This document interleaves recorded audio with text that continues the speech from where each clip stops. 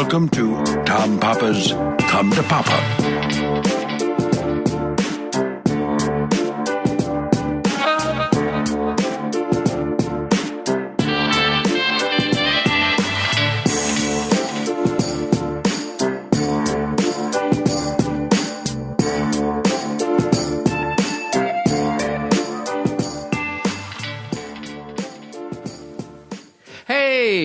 Everybody, welcome to another edition of Come to Papa, your favorite podcast among all the other podcasts. We're so glad you're with us today. Paul's here. Hi, Tom. With Diet Coke in a can. What's going on? Usually you're there with the big gulp cup. You got tons. You got 32 ounces of Diet Coke on the ready, filled, packed with ice. I brought that once, and your wife made fun of me, so I never did it again. Yeah, every week you have it. What? Every single week. No. Yes. No, that's just a gulp. That's a small one. You come with the big plastic thing filled with soda. It's not as big as you're imagining it is. This is how I know it's a problem. This is how I know it's a drug problem, because you get defensive whenever we talk about it. No, I do it on purpose. I get the small one. When you came over for the Yankee game last week, I asked how many you had, and you were like all dodgy. Like, it's just this one, maybe two. Oh no, I didn't it's even okay. remember. It's like asking a smoker, like, how much do you smoke, and they get all kind of their back gets up because they know it's a problem. No, I have an app telling me when to drink water. That's a problem. Thank you all for joining us. Here we are in the throes of fall. The Halloween decorations are being dragged out from the storage units. They're being scattered around the house slowly. Some people are coming out, guns a-blazing in my neighborhood. There's one guy who has a complete light show going on at night. It's very upsetting. But the problem in L.A. is a lot of people like do those things for a living. Mm-hmm. Like, you'll see someone like who's a makeup artist, or a lighting guy for the movies or whatever, and they turn that in. This is a comedian's house, so it's a lot of haphazard attempts at humor just kind of scattered about. No, you have a bunch of cool stuff. You get inventive. Mm-hmm. There's skeletons in lounge chairs, and we look good. You got the dog and the medical cone. Yeah, we took a medical cone and we have all skeletons. It's mainly skeletons here. So you got human skeletons, dog skeletons, cat skeletons, all the rest of it. And that was one creative thing my wife did. Took a cone from one of our animals and put it around the skeleton decoration. So it can't lick itself. We do have to step up our lighting game. I didn't really think that through. And for the first time, I was actually unwinding all of the Halloween lights. I was like, it's really amazing how far we've come. I remember my father, like, every time breaking out lights and they wouldn't work. And it was like almost like a hacky life joke. Trying to find the bulb that works. I'm like, They really got it nailed down. Like, these things have lasted 20 years. And I plug it in, and of course, half of them didn't work. Yeah, I mean, now, if you go into any store now, like, if you go to CVS, they've got, like, crazy inventive, like, they can spell boo on the side of your house. Yeah. Like, they have stuff that everyone wanted to make, like, 30 years ago. Yeah. They're like, we should be able to do this stuff, and then maybe, I don't know, the 3D printers or that's something. What I was just going to say. Now we can because of 3D printing.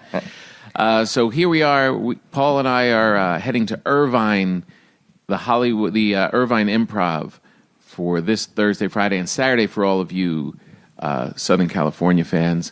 We're also going to Thousand Oaks next weekend and San Luis Obispo. Yes. Then we head off to Kansas City and Austin and Dallas and a whole bunch of places. October is a big, big touring month for us. So go to tompapa.com and look up all those dates. Also, Live From Here is back on the air, and we did our first show last week in San Francisco at Hardly Strictly Bluegrass. An amazing show. We have a new cast.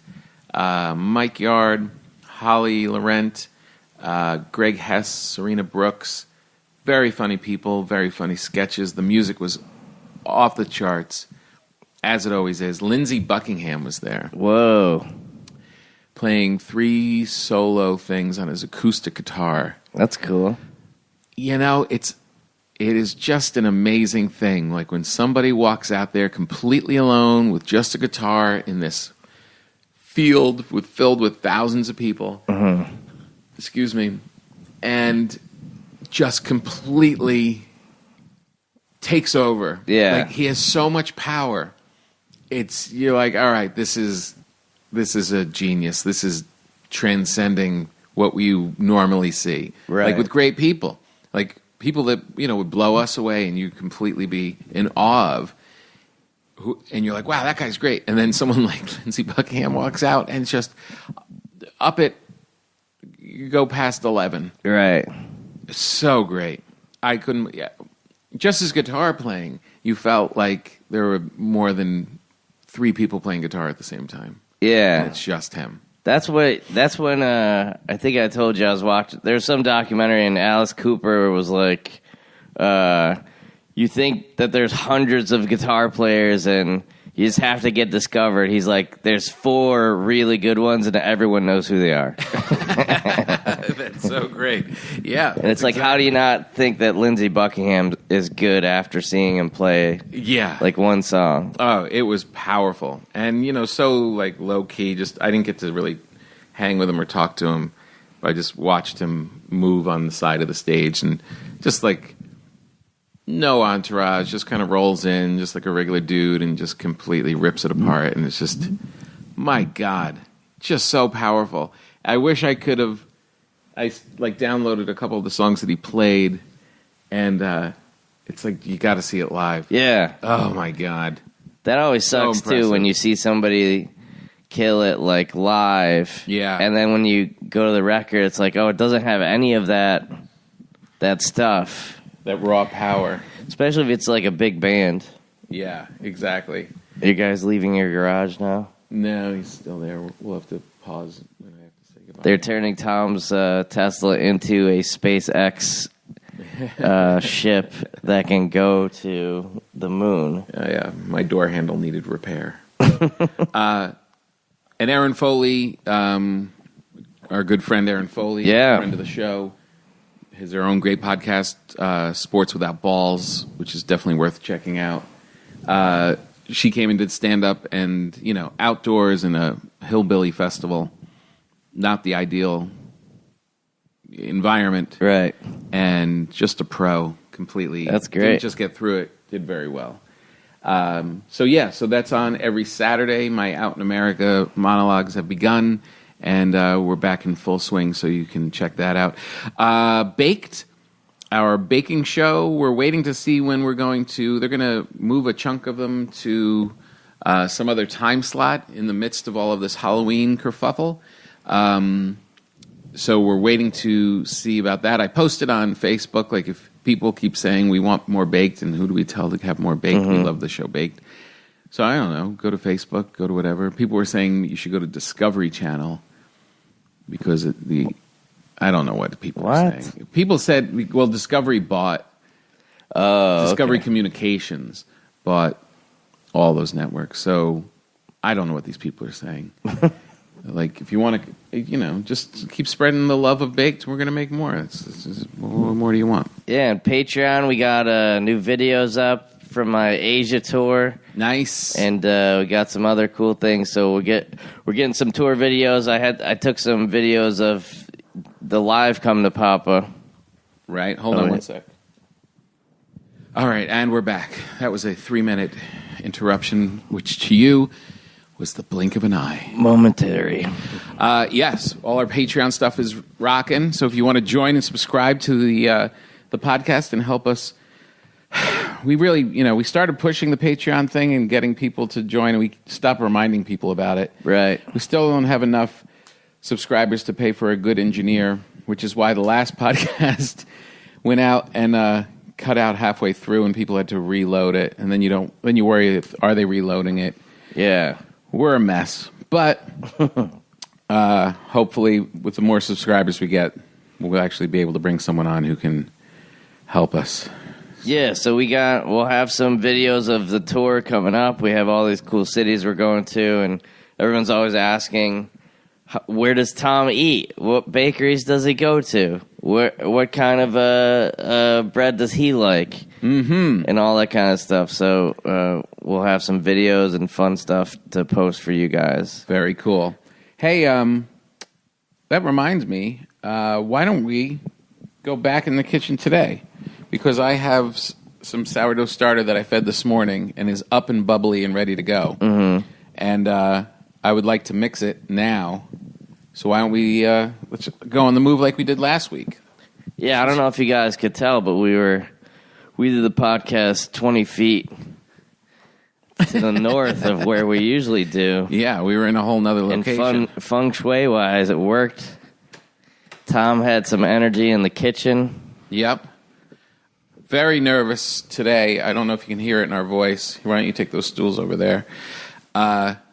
You get to go home with a bread today if you want one. Oh, yeah? Yeah, cool. because I've been cranking them out. Yeah, definitely.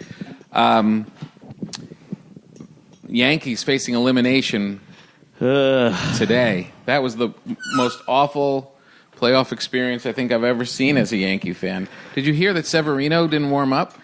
Yeah, they're trying to make that a big deal, which sounds like he did think the game was at 8 instead of 7:40. I was surprised by it. My buddy started texting and saying, like, let's go Yankees and all this stuff, and I was like, it's 4:45 here. Right. It's 7:45 back there. And then they're like, first pitch. I was like, wait, aren't they in warm-ups? But I guess because of the TV schedule, they just went earlier. Well, that's the thing that, like, I'm trying to think. Were you a guy that was, like, nervous about being late for stuff when you were younger? Yes. Panicked. So, yeah. That's why I'm always on time now. It never went away. I don't know why I was that way, but yes. So, because I was always like that as well, and then when I worked in TV news and everything is exactly on time, and you need every single minute of it, like I used to be driving back from like a basketball game, and I would have to be on TV in 20 minutes. And I'd just be at a stoplight, like, what am I doing? Like, if I got a flat tire right now, there'd be no news. And you go through that, like, worst case scenario thing, and then you run to the edit machine and write your story, and then put your tie on. Oh my God! And then you're on TV, and it's just like, well, if I can do this, I can do anything. Yeah. So what are you saying? How does that relate to Severino? It's a thing where I guess I got kind of. It never, like, you like to have the butterflies and the nervousness, but like I guess it's, when people ask you, they're like, do you get nervous before the show? And you're like, well, I just want to do the show. That's the whole thing. As soon as I get out there, I'm fine. Right. It's just all the other stuff. So yeah, that's when somebody says, oh, the game's 20 minutes earlier than you thought, or the show is, whenever you run out there. For us, you remember there's that one time they're like, oh, the show is 7 instead of 8 or 7:30. That like throws us off because we're like, oh man, we got to do everything earlier. Yeah, no, totally. But I think he definitely screwed up, is what I'm telling you. He screwed up. Yeah. Yeah, exactly. But also the coach, it sounds like he wasn't aware of it either. No, did you see the clip, though? The coach is like, Getting on starts at 7:41. Yeah, it was like a mad coach telling the kid, like, hey, get going here. Right. And then he went out, and what a debacle. It was horrible. So my prediction, they're going to win tonight. It's going to go back to Fenway for Game 5, and we're going to be working at the Irvine Improv during the show. Yeah, definitely. And you know what else is Thursday night? What? Well, our football New York Giants are playing Thursday night against the defending Super Bowl champs. Oh, God. The Philadelphia Eagles. I tried betting with the Giants this week. Oh, man. I bet with them, getting points, and it wasn't enough. Well, it was a weird football week, but if you don't know, the Giants actually had a chance to win. And, it was that thing where they get the ball with 2 minutes to go, and they're down Oh, they were down 6. So it's like, okay, you have to score a touchdown. So Eli Manning, one of the best ever at 2-minute drill, you know he's going to give you a shot because he's one of those quarterbacks that is so much better when he's just playing like schoolyard sling it and doesn't have the coach telling him 9 different plays or all that kind of stuff. When he can just go out and play, just like Peyton, he goes and usually something good's happened. So he got them all the way down, and he only used 1 minute. And there's a whole minute to go. And then as a Giant fan, you're thinking, our defense is so bad that we are going to lose this game. And they did. And they lost. But the craziest thing ever was they actually did hold them decently. They let up 2 big plays. And then you're like, okay, well, they're up by 1 point. Because that's what you're thinking as a Giants fan, too. They score the touchdown. He's going to miss this freaking extra point, and it's going to be tied. But he actually made the extra point, and then Carolina comes down, and they get within, I don't know, just at midfield. It did not look like they were anywhere near a field goal. And you're like, there's no way. They stopped him. And then you see they're bringing the kicker on. Yep. And you're like, well, this has got to be at least 1,000 60 yards. It ends up being 63 yards. You're like, holy crap, there's no way he's going to make this. What's the record? I thought it was like 62 or something. What I thought. But apparently, I guess it's got to be, one of those like... Alexa, what's the longest field goal ever kicked? Matt Trotter kicked the longest field goal in professional football on Sunday, December 8, 2013 at Sports Authority Field at Mile High. He kicked the ball 64 yards. Oh, man. 64 it's yards. A yard away. Wow. I was like one of those guys hitting a dome because that Matt Prater guy, he's kind of known for hitting, he plays in Detroit or whatever. Right. But, 63 yards, this guy never was anything and kicks at 63 yards and not even close, hit the net. That it could have gone 70. You know why? Why? Because they were playing the Giants. Oh, I thought you were going to say he's on steroids. No, because they're playing the stupid New York Giants, who, what's their record now? They've won 1-4. God. And they're playing the Super Bowl champs, who also have a losing record. Yeah, they're not playing well, but they'll play great on Monday against the Giants. Thursday, yeah. Thursday, and if I whichever way I bet, it's going to end up screwing me. All right, so what I just did, the reason we moved into the kitchen. Yeah, I was gonna say we have to show Tom actually is dual. He's podcasting and baking bread at the same time. He's got his microphone up there. So what are you doing? I just you have your yeast there or your flour? My yeast is over here and has been fed. It's been fed since this morning, and now it's all up and big and bubbly.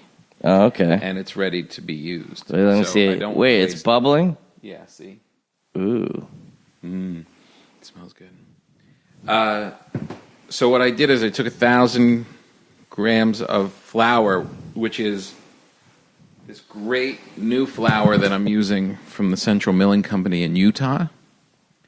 And this is the first time I'm using this all-wheat malted flour that one of my favorite bakers uses. And it's a 50-pound bag sitting in my kitchen. So this is Tom's little bread corner of the kitchen.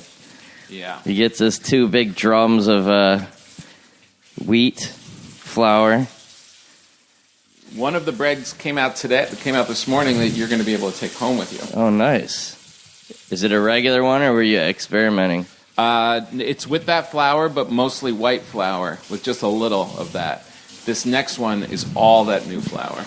So this is... I'm not using any white all-purpose flour at all. I'm using purely this 86 Central Milling 86 malted all-wheat flour, which is weird because, like, usually I'm not even sure what makes it malted, but if you use all wheat, it's very grainy and granular and darker. This almost looks like white flour. So I'm very excited to see how it comes out. So I just mixed all this dough in with 730 grams of water to 1,000 grams of flour. So that's a 73% hydration right now. So that's going to make one loaf? It's going to make 2 loaves. Oh, 2. I was going to say, it looks big. And so I let that sit for a little, let this flour really soak in the water. And let that sit for about 20 minutes. And then I'll add in this sourdough starter, which is the yeast and a little salt. And then it'll start to ferment and make a bread dough. Pretty exciting, huh? Yeah, and then you have to do the thing where you put just the dough in the oven, and then you already have the other one made, and then you can just take it right out and say, voila. Yeah, like the cooking shows. Yeah, I wish. So, yeah, that's my big bin. Yeah, this flour is very exciting. I'm excited to see how this one comes out. This is going to be very interesting. Did you get that thing? Yours over there look very good. Oh, cool. They came out great. Oh yeah. So which one are you giving me? Is it a? You get either one of those. So these are the 2 breads that Tom wants me to. Yeah, you get to take home a bread. Now, which one? This is just for you. Which one is better? The one on the right. Because they're going to taste great, but the way I shaped this one, it's a little wobbly. See how it's not perfectly? It's like a little flat on that side. This one was shaped perfectly. Yeah. And looks just, this is like something you'd see in a museum, a bread museum. Right. I remember when we make TV shows, they always have the fake food, and and they always have like a rubber sourdough bread. Isn't it funny that Bella knows that we're not being normal right now? She's like, the way they're talking, why are they holding those things in their hands? What are they doing? She's a little concerned. I usually get to relax, and now Bella and I went for a nice run. Let's go outside. Bella and I went for a nice run today, a 3-mile run. And I have to say, I'm stronger than Bella because Bella is wiped out all day. She's getting old. She is getting old. She's like almost 2. No, I just found like a couple. This is what I wanted. I wanted an outdoor podcast. Who cares if you hear the plane? Whenever I do a TV show and they always have sound, they're always like, hold, everybody hold, stop. We got to wait for the plane or the garbage truck to go by. Right. It's like, we're outside. Yeah. That's what happens outside. Yeah, they're filming the Tarantino Manson movie close to where my apartment is. He's doing a Manson movie? Oh, yeah. It's big news, man. Oh, really? Yeah, Brad Pitt and DiCaprio, all these guys are in it. Really? Why isn't Rob Zombie doing that? I don't know. Oh, interesting. Tarantino must have wanted. I guess he wrote the script for like 5 years or something. Wow. But it's all old, like 60s Hollywood. So one night they were doing like Hollywood Boulevard just shut down, and they like re-signed everything, like Musso and Franks and all those really old ones that were actually still around. Right. They filmed there, and then in my neighborhood they changed all the signs to like old-fashioned ones and stuff. So yeah, it's pretty cool. And they got all the old cars and everything. I was just at Musso and Frank's. Is it any good? It's the best. I'm trying to think if we... You got to come with me. Didn't we? No, you came after Boom. Remember when we did Boom and we had that party? Right. I thought that was one of those places. Yeah, the 3 of us went over there for dinner after. Right. It's a great place. Classic. It's the oldest restaurant in L.A. Yeah. And it has, one of those places with all the professional waiters in their red, suits. Right. And it's like career waiters, who really care about what they're doing. Right. They make an amazing martini where they give you the martini in a normal martini glass and then give you a little extra vodka on the side chilled in ice. Oh, yeah, I do remember that. and then their steaks are unbelievable. I really feel like, my wife wants to reinstate date night. We were always very good about that. Like we always had date night once a week. You'd go out, and you kind of have to do it, because if you don't, you're living with this person and you don't really see them. Right. Even though you're sleeping in the same bed every night when you're home, you got to kind of have time carved out. As corny as it sounds, it's kind of important. So we're debating like what night to bring it back and how to redo it, because we haven't been on that schedule for a long time. But you just talking now about Musso and Frank's makes me think, and this is what I always wanted to do. Not only should date night always be like Monday night, but it should also be only at Musso and Frank's. It should be, you know what I mean? Like right. Every Monday, that's when we go to Musso and Frank's, and everybody there knows you. And and what it does is it creates a sense of community that we're always craving in this world of isolation. And it's not just about the place and whatever. It's you come in and the woman behind the register greets you, and you know the bartender, and you know the other people that pop in there on Mondays, and you know the guy in the parking thing. Right. And then you can go do something else after, but that ritual is important. Yeah. Have the date night and have it only, when we're in LA, only at Musso and Frank's. Yeah, I think it's like a... exciting. You know what changed is everyone started going out to eat all the time. Yes. So it didn't become something special. Like, you shouldn't go to Musso and Frank's every night of the week. You should go, a couple times a month. I'm saying every Monday. Well, I mean, that's cool, too. Because it's date night. But no, you're right. And you know what else you didn't do? You didn't order in when you were home.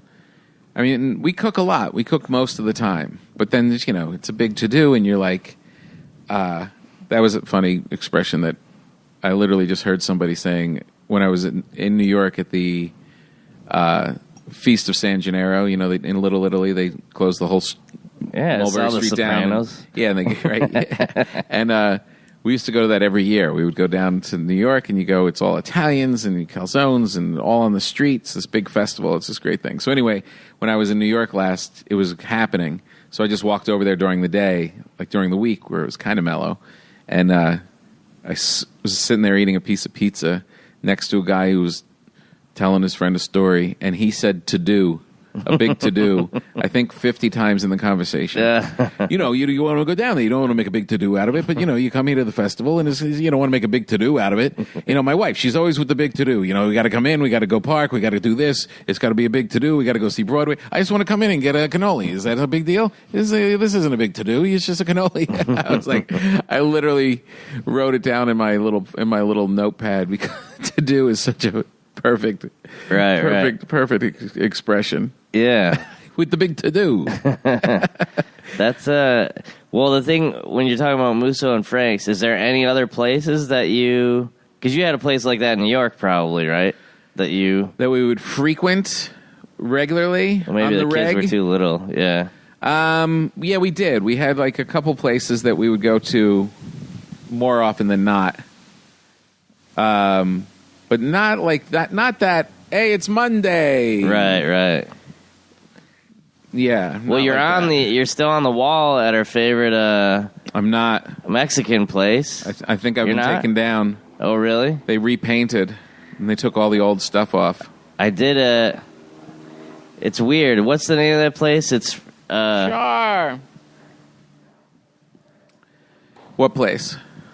The Mexican place. Tony's. That's named after Tony's an Mexican Italian Grill. person. I always think it's called Frankie's for some reason. No, it's Tony's. Yeah.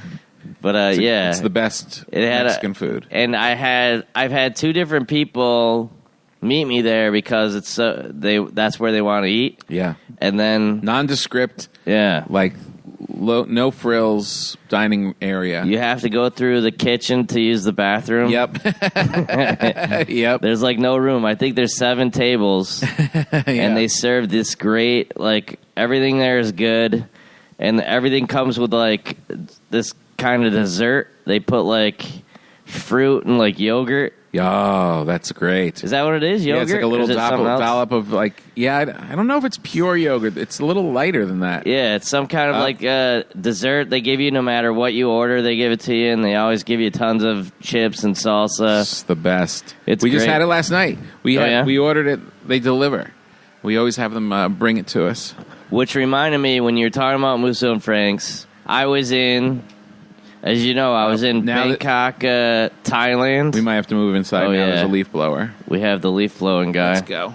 He's almost here. Oh, shoot.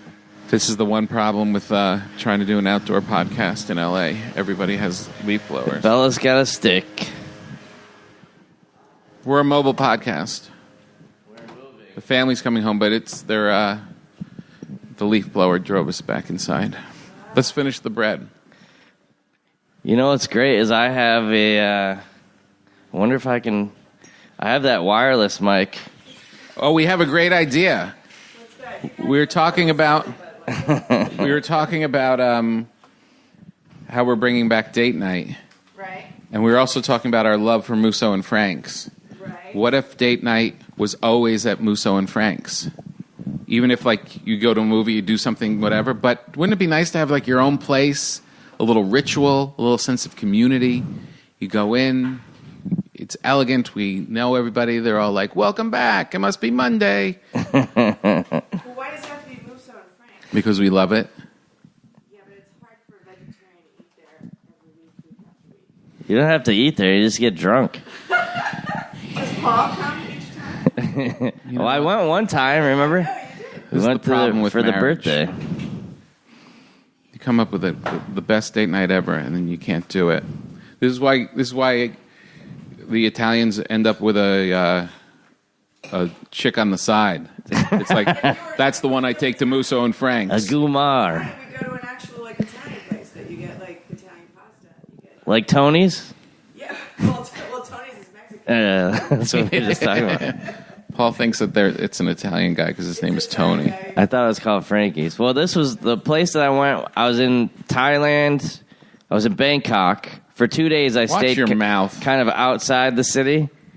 And I walked around. There was nothing there except for the biggest restaurant I've ever seen. Like, it was a whole fortress. Wasn't that They had security people, everything. And the only thing that was there is this restaurant that had 90 different rooms. Like, there was a whole regular room. There was a room upstairs. There's all kinds of stuff. And was you're this like, the shopping mall one? no. This is just a restaurant. It's the oldest restaurant there. And the menu was like, it looked like the Bible. It was like aged, and they had everything in it. And the guy that greeted you was just the guy that greeted you, but talked to you and brought you around like you were the best customer. Like a bellman at a That's like hotel. Musso and Frank's. Yeah, and they brought you to the table, and then the captain of that room came up to you and was like suggesting stuff and everything, and then you had a whole team of people. Every time you had a crumb from your bread, would swoop in and sweep it up, and then come back. And like if you had something to drink, they would just fill it up and make sure it was filled every single time. It was almost too much. But it was like, wow, I feel like I'm the president or something. I didn't know they had a Musso and Frank's in Bangkok. I got to figure out what the name is, but I went there 3 times in 2 days, and everyone knew me. Like, by that time, it was the Doesn't that weirdest feel thing. good? Yeah, it was like it was like Cheers. Exactly. I like the idea of a Cheers. I like the idea of going. So I question the location. You can't do that in any other place. Oh, the location. Oh, the classic. It's the oldest place in L.A. Charlie, you know what they ask you when you go there? Do you want to sit in Charlie Chaplin's booth or Frank Sinatra's? Oh, that's pretty You know where cool. that doesn't happen? Some Italian restaurant in the Valley. Did I say the Valley?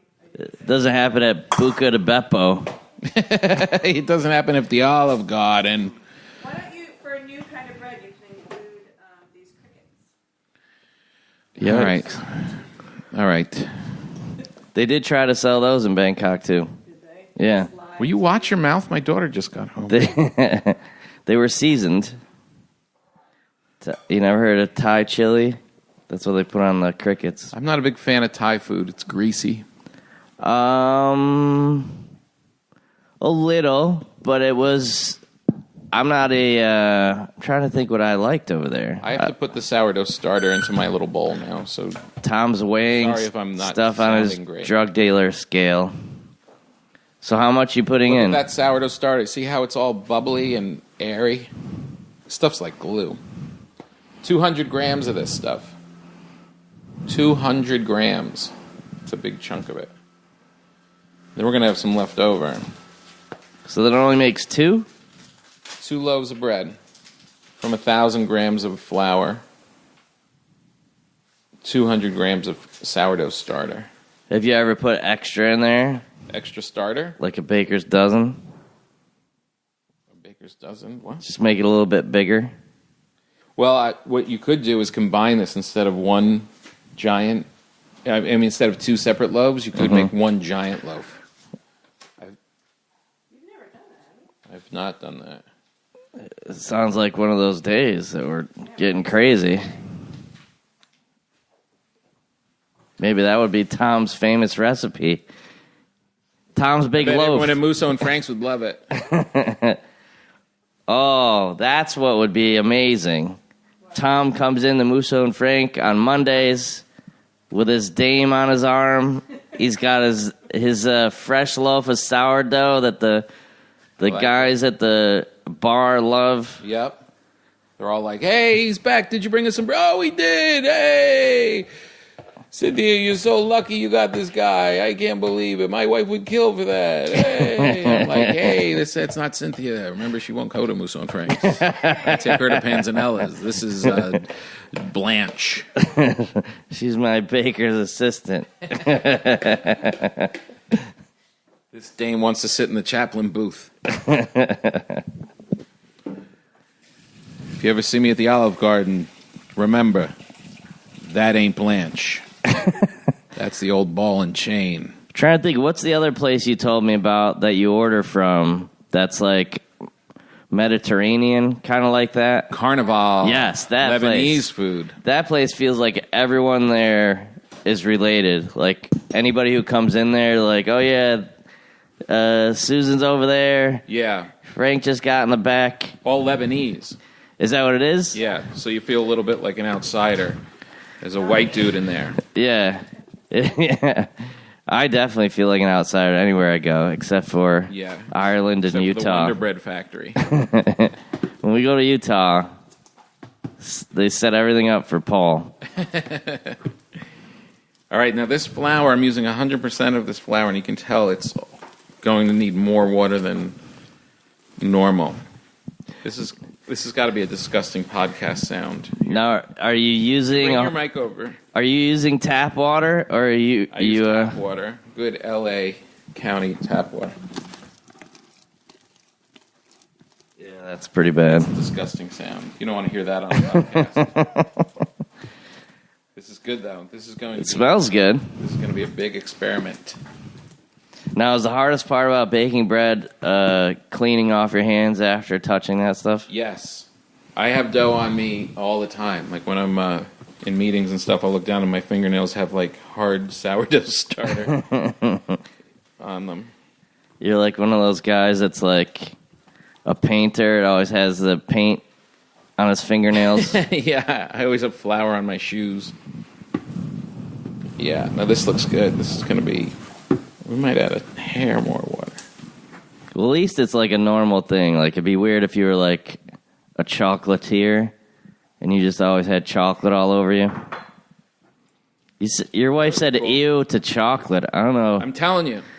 No Musso and Frank's, no chocolate. I said ew because the image of chocolate on you in different bits and pieces doesn't necessarily look good. You know, Well, that's what I mean. But you know the guy makes chocolate all the time. That's why he's got chocolate on him, but it might you know seem who like... loves it? Blanche. Blanche loves... I should make my grandmother. Blanche loves the chocolate that I do. Yeah, Blanche doesn't sound very sexy. It's not the sexiest, but for your gal on the side, you're with her for different reasons, Paul. All right, so now we have this dough put into this smaller container where we're going to stretch and fold it. Wait, you're going to be able to do this? I feel like you need one of those headsets No, I don't have to do anything now. I just have to wash my hands. So that's it. So now over the next 4 hours, that's going to rise. And we do a technique called stretch and fold where instead of kneading it and beating it, like typically when you would make bread, you would work it, like punch it and roll it and punch it and roll it. That's called kneading. So it builds up its strength. The gluten, it becomes a structure within the bread and firms it up. But this is called a no-knead bread, where you just let it ferment and rise, and you stretch it and fold it about 3 times over 4 hours. So how much will and this that builds rise? enough of the structure for it to turn into a firm dough. So how far up will this go? It'll almost double in size. Okay. With this dough, though, with this wheat flour, it won't rise as much as like an all-white one. We have a good amount of starter in there, so maybe. And that's it. So now, my trick is, it is now in the afternoon, so this will go for 4 hours, and then I put it in the fridge overnight. And it adds to the flavor. It becomes more firm. And then when I wake up tomorrow morning, that's when I'll bake it. So do the traditionalists, did they say anything about like you keeping the dough in plastic? Shouldn't you keep in like an old stone?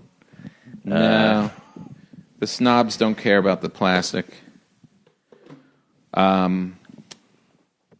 They care about your flour. They'd be very happy that I get my flour from a place that's growing organic wheat in Utah.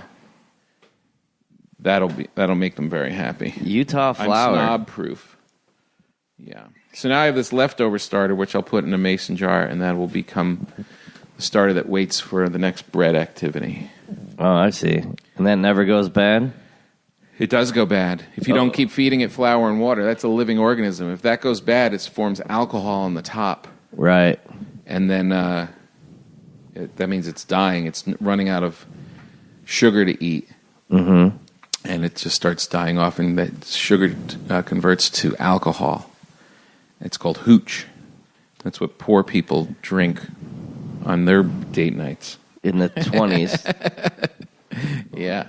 All right, let's go back to the compound. Our work is done. I think this was pretty good. We went outside. We made bread. Let's go back to the compound. Yeah, everyone thinks you're slaving in the kitchen all day. If that was it, I can start doing this. It's just about preparation. Yeah. You just got to prepare for it. No, it seems really annoying to have all that stuff. In your kitchen? Yeah. Yeah. It's a lot of stuff.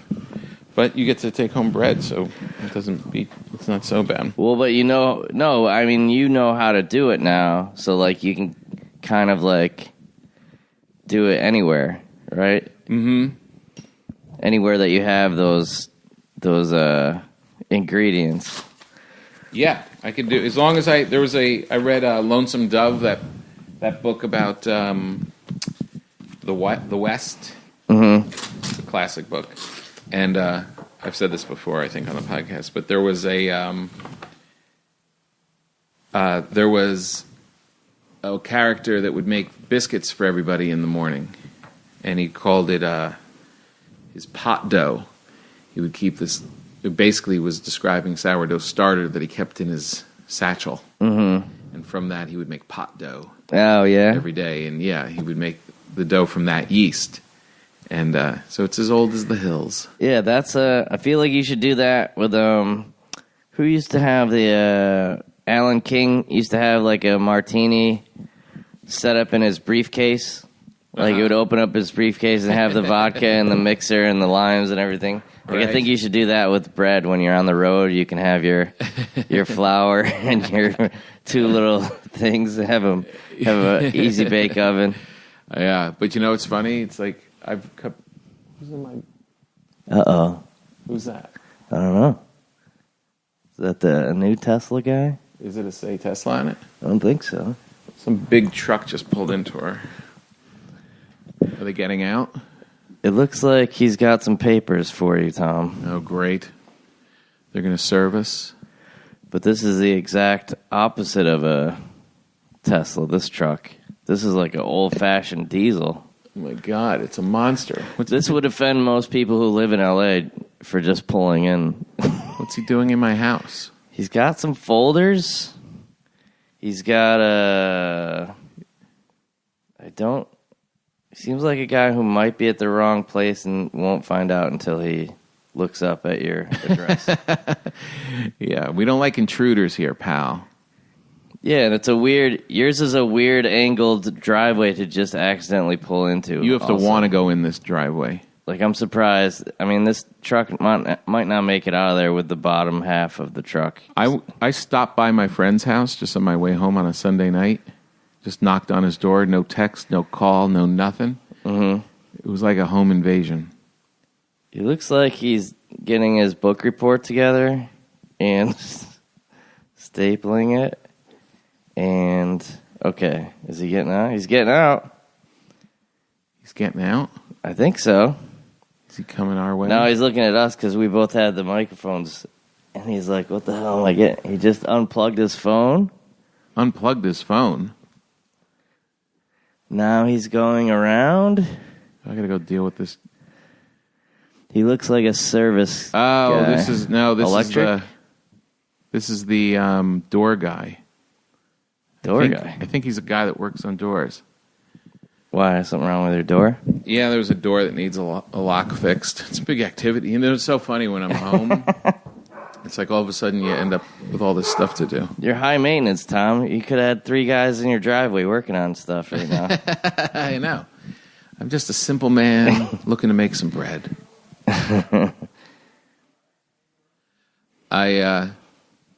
It's so funny, right? It's anybody, you're just like, who the hell's here? No one's coming to the house. No one's expecting anyone at the house. Get out of our house. And then you go online and you give them all your most personal information. Right. Then you're just like, whatever you want to take, just take it. I don't care as long as I can get a password and order a book within 24 hours. Well, unless somebody's carrying food to your door, everyone's pretty suspicious. Yes, absolutely. It's funny. All right. So big weekend in Irvine. Big weekend in Irvine. We're very excited. How long do you keep a laptop before you get rid of it? I'm kind of dealing with that right now. I got like the lighter Air one. Mm-hmm. And I still have my older one, which I was using to like edit videos because you're like, it's probably not worth that much money. Right. But then I think, especially Apple makes it so hard to keep older things. Yes. Because it stops working. Mm-hmm. So, yeah, Put a year on it. 3 years? Every 3 years you should upgrade. Because part of it is like you can start feeling it getting sluggish. And also, with every 5 years is like a quantum leap in what they're doing. This is 5 years old, my laptop. Like if you had a 5-year-old phone, it wouldn't even work, I don't think. Yeah, exactly. This thing is kind of it's still doing okay, but I can feel like it's getting ready to crap out in a very crucial moment. Right. 5 years, someone did a thing, if anybody has math skills, I think the Wall Street Journal had an article about a very expensive handbag. Uh-huh. It was like a $10,000 handbag, something like that, or a $20,000. And they said, but, this is a rich person's article, but if you use that handbag every day for 10 years, it would only cost you $3 a day. Oh, God. That's what takes you down now. I just did a whole wave of like selling. I sold some shoes. Got rid of some clothes. Got rid of a few things, and it feels so much better. I feel like weight has been lifted. Yes, it was a big dump. You got rid of a lot. Yeah, and it's like some of the stuff was worth, because there's all kinds of things like, oh, this was expensive, or I need to use this more.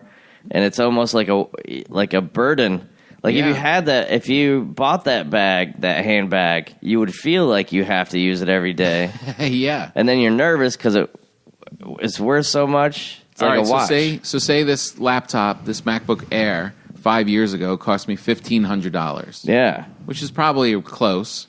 Maybe $1,300, maybe Right. $1,200, something like that. 5 years breaks down to 82 cents a day. Right. That's a good value. Right? Right. For the amount of work you generate out of your... This is my only computer in the world. Right. That's pretty great. Yeah. Well, my buddy was saying, my friend worked for IBM, and it was like during... Remember, there was like... You're getting your laptops, and then they just kept making them bigger and bigger and bigger with more and more memory. Yeah. And the screens are like, almost 20 inches. Yeah. And then I'm like, yeah, they're just going to keep making them bigger. He's like, nope. He's like, they're all going to get smaller. He's like, that's what they'll convince you that you want something smaller. And that's exactly what they did. They're down to the ones they're making now. It's just called MacBook. Yeah. And it's smaller than the iPad, and there's no inputs or anything. It's just a keyboard. Smaller than the iPad? Yeah. Like weight-wise. It's Right. like, it's about the same size as the iPad on the screen side, maybe a little smaller, but then it's just this tiny keyboard, and that's it. I only use this. This is for writing. I don't watch movies on it. Right. At first, I didn't want to put the internet on it, but of course, you need it for research and stuff like that. But I was like, this is not going to be a thing I'm going to store my library on and all that other stuff. Okay. This is just going to be a work thing. So I would be dedicated and make myself only write when I pulled this bad boy out. And it has been that, and it's an 11-inch MacBook Air. It's super light. Yeah. It's really all I needed. And You wrote can't your book on it. Yeah, you can't get the 11-inch anymore. You got to go a little bigger. So I'm hoping it's still light. The one I got was 10.3 MacBook Air. That's the one I just got. Just got it. Before I left for Iraq, because I wanted the smaller one. And I got, because they told me, I got the iPad Pro, and they told me I could do everything on there, but it uses the phone operating system, so there's all kinds of stuff you can't use. So I sold that one for, I think I bought it for $8, and I sold it for $5. So that's like a pretty good return. I think that was 2 years old. Yeah, I could sell this bad boy. Yeah, you can still sell it. All right, before we leave, a lot of people say that, I guess I'm going to get a new one. A lot of people say, you guys are really funny. You're comedians. How come you don't know any, real jokes? And we don't really know a lot of jokes because... That seems like an insult if they said that. It is kind of an insult. It's kind of rude. Why aren't you guys nicer? And so then this is a section of the podcast where we like to tell you some dumb jokes and let you be satisfied the comedians told you jokes, even though they're horrible. What did the little fish say when he swam into a wall? What did a fish say when he swam into a wall? Damn. See, I feel like I could Ed McMahon and help you out a little bit more. That got you. I can tell when you're really laughing. Oh, this is a classic. What kind of bees make milk instead of honey? Boobies. Yes, from the third grade archives. Beautiful. Why does Snoop Dogg carry an umbrella? Because there's drizzle. Faux drizzle. Oh, it's so nice that we're moving into fall, isn't it? Even here, you're waking up, it's a little cooler. Yeah, it's still a little warm, though. Still warm during the day, but it cools off pretty quick. Yeah, I've been... It's nice. Well, yeah, it's the weird thing about... you start seeing the Halloween costumes, and then they do have the Christmas stuff deep in the... It's already creeping out. The extra aisle has the Christmas stuff in it. It's like, man, this year's almost gone. My daughter demanded we break out all of the Halloween decorations and really start going to town this weekend, so I took her to Pier 1, which is one of her favorite places to go because an adult store with fancy things that lean towards the holidays. This is her mind. Oh my God. And you got to take her to Target. there was a big Christmas section already. Pier 1? I think you're the only person that that's ever shopped there. Paul, if you had daughters. Horse walks into a bar. Bartender says, "Why the long face?" These are pretty bad. All right, a couple more, and then we're going to get out of here because we have our lives to live. We've got cinnamon sticks to cook on the stove. You got stuff baking. This is one for your kids, Paul, wherever they are. Why was Tigger looking in the toilet? For poo. That's right. For poo. Why would he look for poo? It's his friend. These are all disgusting. His friend is Pooh. Tigger's friend is Winnie the Pooh. Did you crack that joke and you didn't even realize why? No, but I'm saying, why would he be looking in the toilet for his friend when he would actually find He knew. feces? No, because because Pooh said he was going to the restroom and then he never came out. Oh. So Tigger went in there looking for him. So you're going to try to rationalize this make-believe scenario into... I don't know why you're calling it make-believe. It's on the internet. The CSI case? All right, one last one. It's a little religious. I don't mean to be controversial. I don't mean to offend anybody by this joke. We here at Come to Papa love everyone. This isn't an offensive joke, but I know in these sensitive times, this kind of thing can be kind of racy. Uh-oh. How does Jesus make tea? How does Jesus make tea? He brews it. Because he's Jewish, right? Hebrew. Yeah. He brews it. All right, that's it. That's it for another installment of Horrible Jokes. We hope you guys have a great week. Once again, go to paulsawebsite.com, look up all the great stuff that Paul's got going on. Go to Patreon and subscribe. You may even get some bread. Yeah, we'll get some bread videos up there so they can see how you make it. Yeah, and also we should send some bread out to some people. Yeah. To the subscribers, as they say in Long Island. A subscriber. And Paul and I at the Irvine Improv this weekend, Thousand Oaks, we're doing a little run here in Southern California, and then we blast across the country to Kansas City, Dallas, Austin, Boise. We're all over the place. Yeah, Texas people, if we... Oh, I'm sorry to interrupt, but next Wednesday, live Coming to Papa in New York City. Nice. And then we're doing that gig in Coral Springs, Florida, before we go to Thousand Oaks. We got to go east to come back. For Crohn's west. disease. It's a big deal, man. Yeah, crumb disease. Crohn's. Oh, I thought it was crumbs. No. Oh. We're helping people, Tom. Oh. But Texas, I think this is our first time in Texas. We're hitting every major city. So if you have friends in Texas, tell them to come see us. We got Texas, Dallas, San Antonio, and Austin, I think.